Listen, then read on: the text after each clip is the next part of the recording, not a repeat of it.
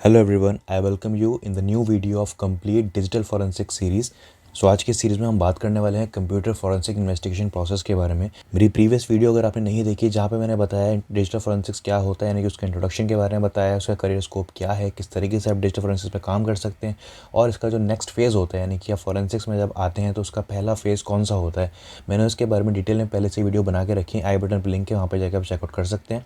Next video में हम बात करने वाले हैं यहाँ पे, जब किसी भी तरह का अगर आप फॉरेंसिक इन्वेस्टिगेशन कर रहे हैं, आप स्मार्टफोन फॉरेंसिक इन्वेस्टिगेशन कर रहे हैं, आप कंप्यूटर फॉरेंसिक इन्वेस्टिगेशन कर रहे हैं, तो किस तरीके से वो जो पूरा प्रोसेस होता है करा जाता है, कौन कौन से स्टेप्स इन्वॉल्व होते हैं, आज हम इनके बारे में बात करने वाले हैं। तो मेरा नाम है राहुल कुमार और आप देख रहे हैं मास्टर्स इन आईटी। वीडियो को स्टार्ट करते हैं बिना किसी देरी के।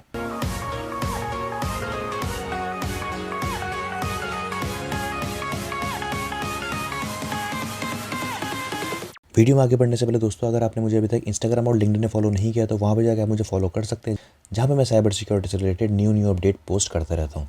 तो चलिए स्टार्ट करते हैं इस वीडियो को।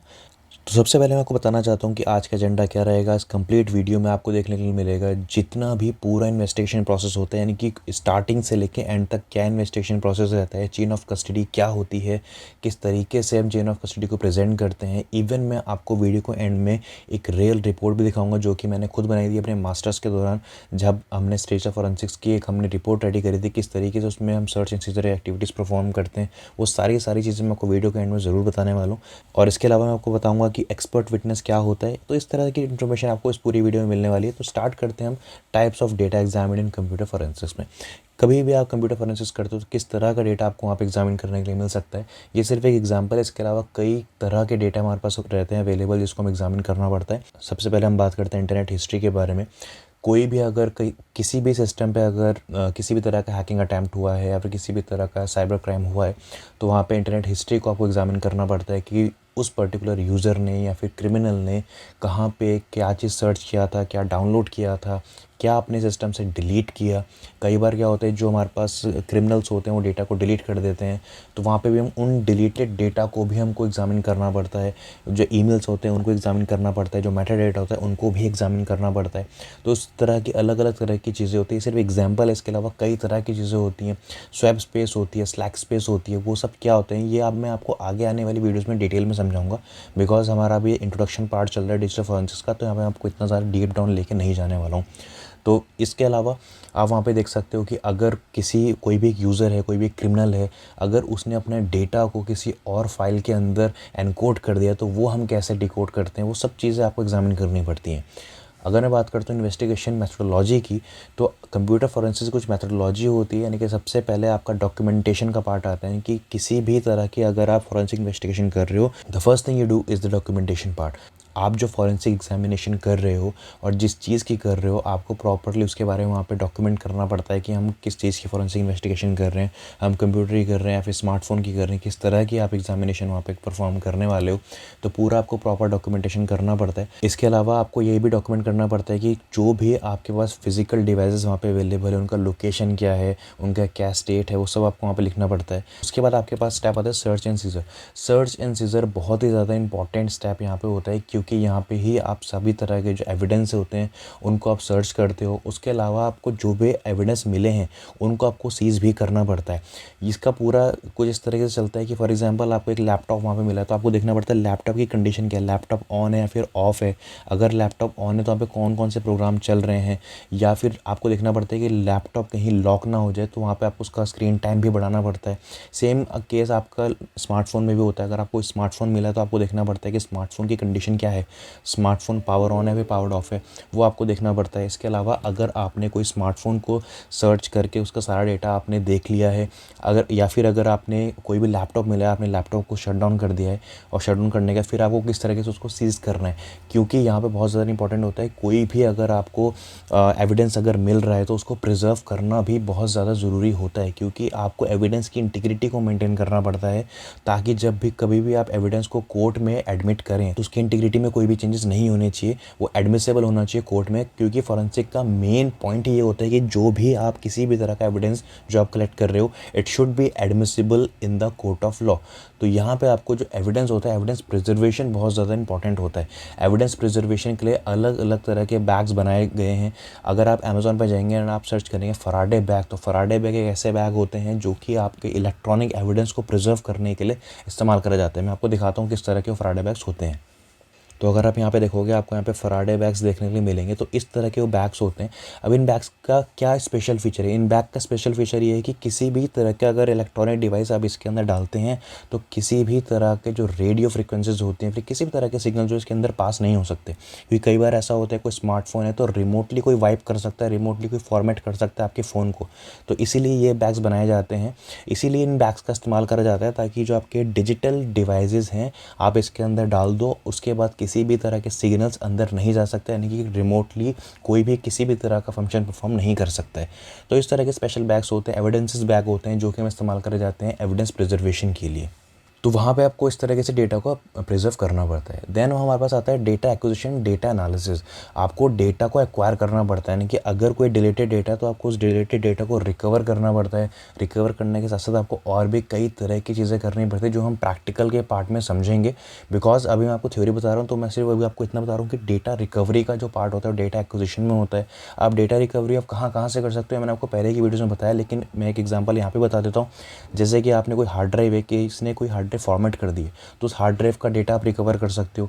अगर किसी ने कोई पर्टिकुलर कोई फाइल है, उस फाइल के अंदर किसी भी तरह की चीज़ को एनकोड कर रखा है, तो उस चीज़ को वहाँ से डिकोड करना। अगर किसी ने एक पिक्चर के अंदर एक MP3 फाइल डाल रखा है तो उसको वहाँ से निकालना। ये सभी तरह की चीज़ें डेटा रिकवरी में आती है। देन आप डेटा को एनालाइज करते हो, किस तरह का डेटा है, कौन से यूज़र ने वो डेटा क्रिएट करा था, कब क्रिएट करा था, कब मॉडिफाई करा था, कब एक्सेस किया था।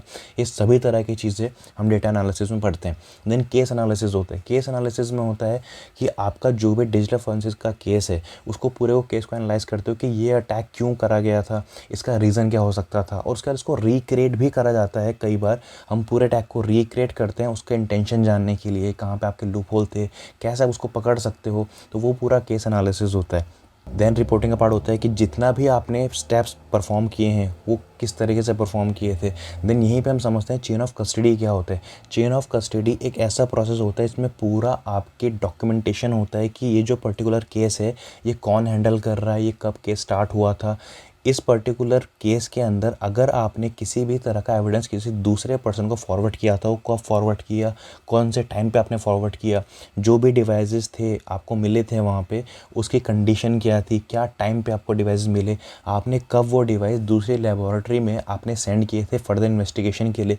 तो इस सभी तरह की पूरी आपकी वहाँ पे आप बोल सकते हो एक पूरा लॉग जनरेट होते हैं। जैसे कि आपके सिस्टम में लॉग जनरेट होते हैं कि कौन सा आपने फोल्डर कब एक्सेस किया, कौन सा फोल्डर कब डिलीट किया। इस तरह से पूरे लॉग्स बनाए जाते हैं इस तरह की इन्वेस्टिगेशन में, और उसको हम चेन ऑफ कस्टडी कहते हैं। चेन ऑफ कस्टडी तब एंड होती है आपकी जब आपका जो एविडेंस है वो कोर्ट में पेश हो जाता है, उसके बाद चेन ऑफ कस्टडी वहाँ पे ख़त्म होती है। और chain of custody he main है जो कि आपको कोर्ट में भी आप उसको पेश करते हो।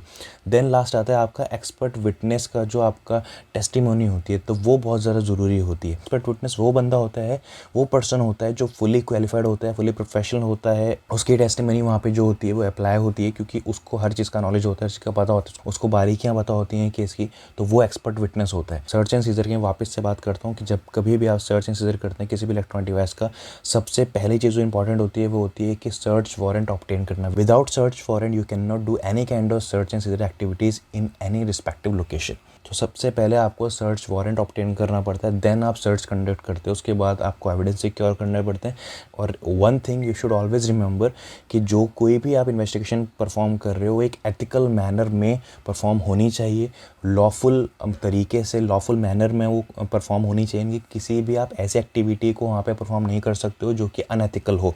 तो इन चीज़ों का आपको वहाँ पे ध्यान रखना पड़ता है। क्रूशियल स्टेप्स कौन से होते हैं किसी भी फॉरेंसिक इन्वेस्टिगेशन को परफॉर्म करने के लिए? तो data analysis, Meta data analysis और रिपोर्टिंग। तो ये तीनों चीज़ मैं आपको समझा चुका हूँ। डेटा एनालिसिस क्या होता है, रिपोर्टिंग क्या होता है, मेटा डेटा एनालिसिस क्या होता है। तो अब मैं आपको वो रिपोर्ट बताता हूँ जो मैंने आपको वीडियो के स्टार्टिंग में बताया था कि जहाँ पे मैंने एक रिपोर्ट रेडी करी थी फॉरेंसिक के लिए। फर्स्ट प्लान है हमारे पास photographs, exhibit records and sealed evidences है। किस तरीके से होते हैं रियल रिपोर्ट में वो आपको दिखाता हूँ। तो यहाँ पे आप देख सकते हो एक पूरा सर्च प्लान आपका होना चाहिए कि आपको किस तरीके से वहाँ पे सर्च करने जाना है। तो पूरा प्लानिंग के साथ आप जाते हो। ऐसा नहीं कि होता है कि आप कोई भी केस इन्वेस्टिगेशन करना है तो आप सीधा चले गए।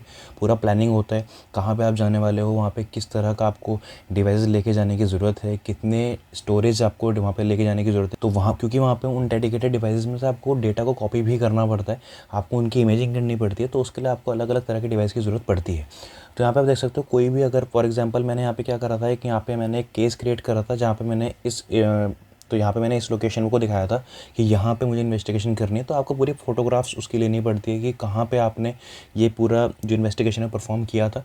तो यहाँ पे मैंने इस लोकेशन को बता रखा है कि ये वो क्राइम सीन है। तो मैंने क्राइम सीन का ऐसे फ़ोटो लिया था। क्राइम सीन का फ़ोटो लेने के बाद उसके बाद मैंने यहाँ पे इसको क्या करा था, मैंने इनको क्राइम सीन को अलग अलग यहाँ पे इनके रिकॉर्ड्स को नाम दे दिए थे। तो यहाँ पे देख सकते हो कि यहाँ पे मुझे पेन ड्राइव मिला, स्मार्ट वॉच है, मोबाइल फ़ोन, लैपटॉप है। तो इस तरीके से यहाँ पे इनके आपको फ़ोटो लेनी पड़ती है। तो ये फ़ोटोग्राफ बहुत ज़्यादा ज़रूरी होती है। बाद में आप इन्वेस्टिगेशन करते हो, जब आप उसको एडमिट करते हो कोर्ट में, तो बहुत ज़्यादा ज़रूरी होता है। फ़ोटोग्राफ्स लेने के बाद यहाँ पे आपको उनका एग्जिबिट रिकॉर्ड्स मेंटेन करना पड़ता है कि कौन सा केस नंबर क्या था, इन्वेस्टिगेटर कौन था, डेट कब थी, सीज्ड आइटम कौन कौन से हमारे पास थे, ये आपने यहाँ पे देखा। उसके बाद आपके पास इन एविडेंस को सील करना पड़ता है। तो देखो इस तरीके से जो एविडेंस होता है सील होता है। एविडेंस को हमने एविडेंस बैग में डाला, देन उसके बाद जो हमने नंबर उसको लॉट किया था, जो हमने उसके नाम हमने दिया था, वो हमको यहाँ पे देना पड़ता है। तो इस तरीके से पूरा एविडेंस बैक होता है। यहाँ पे अथॉरिटी कौन है, आईडी रेफरेंस नंबर क्या है, डिस्क्रिप्शन क्या है, टाइम एंड डेट क्या है, सीज लोकेशन क्या आती है, सीज्ड बाय किसने सीज किया, उसके सिग्नेचर होते हैं। तो इस तरीके से पूरा एविडेंस जो है उसको सील करा जाता है। आई होप आपको ये देख के समझ में आया होगा कि जब कभी भी हम फोरेंसिक इन्वेस्टिगेशन करते हैं तो किस तरीके से चीज़ें वहाँ पे करी जाती हैं इन रियल टाइम। कंक्लूजन पे आ जाते हैं इस वीडियो की। क्या हमने इस वीडियो से सीखा? हमने सीखा टेक्नोलॉजी कीप्स इवॉल्विंग। अब क्योंकि आपको पता है हर दिन टेक्नोलॉजी बढ़ रही है, हर दिन नई नई टेक्नोलॉजीज़ आ रही हैं, तो इस तरीके से अलग अलग अटैक्स भी हमारे पास हो रहे हैं। तो आपको इन टेक्नोलॉजी के साथ साथ अपडेट और खुद को अपग्रेड करते रहना पड़ेगा अलग अलग इन्वेस्टिगेशन के लिए। Greater needs for computer forensics. As a computer forensic investigator आपके पास बहुत ज़्यादा स्कोप है आगे आने वाले टाइम पे।